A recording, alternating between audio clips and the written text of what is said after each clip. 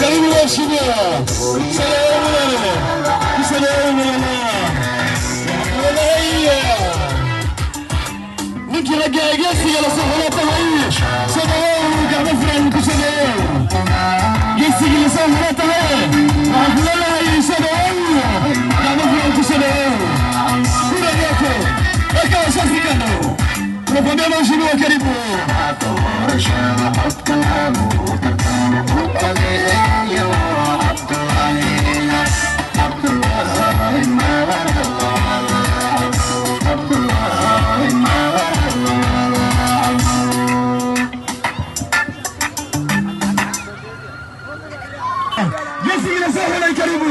Karibu Sadao kama furaha Sadao wakulana itala fresh mheshimiwa tala fresh Abdullah Mala tala fresh karibu mheshimiwa.